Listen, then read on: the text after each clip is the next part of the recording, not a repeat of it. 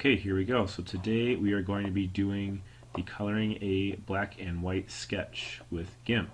So if you went to the class website, there is a link for you to click on, and it's Gimp tutorials, and this document will pop up. So we're doing the coloring one. So you're going to have to download this picture right here. It's a picture of a peacock, and import that into Gimp. This link will take you to this tutorial here. Now I just want to let you know that this tutorial does work, what they have written on here, but it is a little bit difficult to follow. So I'm just going to show you how to do it. So let's just say you uploaded your image into Gimp. Alright, this is telling you to create a new layer with a white background underneath it, and it says turn the mode for the sketch layer, so we're going to call that our peacock, into multiply. And now that might not make any sense, but we have Gimp open here. We've got our peacock. It says peacock coloring tutorial JPEG. If you go up to over here where it says mode normal, you click on that, and then you look for where it says multiply. So you're going to click on multiply. Alright, so let's go back to our tutorial. Sweet. So it says create a new layer and call it details. Alright, so thanks to the multiply mode, we're going to be able to see the black lines of our sketch, and it's going to put colors underneath it. Alright, so what this doesn't tell us is that we need to move some of the layers around. So if you right click on this layer, click on new layer. We're going to be using layers a lot this next semester. Let's name it color, and click on OK. You want to drag this layer down underneath our top layer. Notice that it's black. That's because we need to change it so it doesn't have an alpha channel. So I right clicked on this. We're going to learn about an alpha channel a little bit later, but basically that means it's a blank white background, but because we have it on multiply, it makes it black. So you're going to click on this button that says remove alpha channel. So sweet, it looks back to normal. Now where are we at here with our tutorial?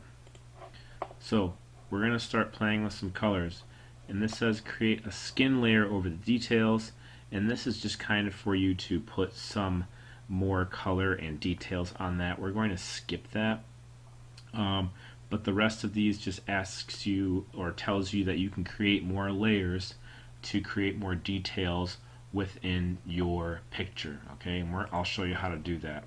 So I have a color layer, and I'm going to click on here, and you can pick a color by adjusting this slider and moving this around. So wherever it says current, that's going to be your current color. Okay, so I'm going to click on OK. If you click on this right here, you have tons of different types of brushes.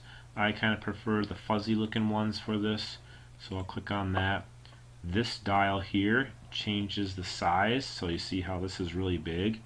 I can hit Control Z to undo it, or I can shrink it if I want to get some little details in there. Maybe I want to paint all of these green, but it might overlap a little bit, so I can always make my brush a little bit smaller. And you can change the aspect ratio and the angle. If you ever want to reset this, press these buttons right here. Okay, so don't forget, you can also zoom in, and you can use your eraser tool if you go over some lines. So if I right click on here, click on new layer, and OK, when I was painting on here, notice that this layer color was selected blue. I'm going to rename this one. If I right click on it or double click, we'll do it color 2. Alright, this is not set to an alpha channel. Notice the checkerboard. Alright, if I want to, I can change this color.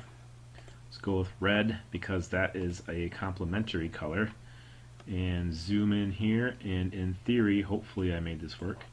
If I color on top of here, notice that it colors on top of the green but not on top of the black. And if you want to make that disappear, you just press the eyes.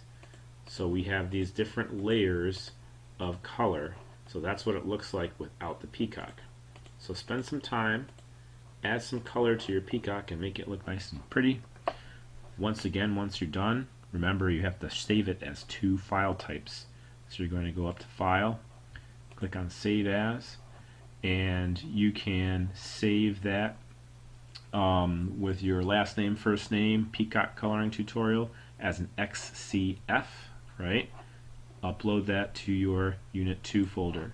The second way to do that is click on Export As, and that will save it as a PNG or a JPEG.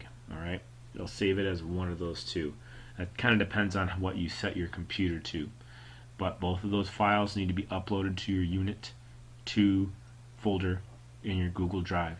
Now just remember, your XCF file is the file you can go back and edit. So if you don't finish it today, you can go back and edit that file later. Alright? So, good luck.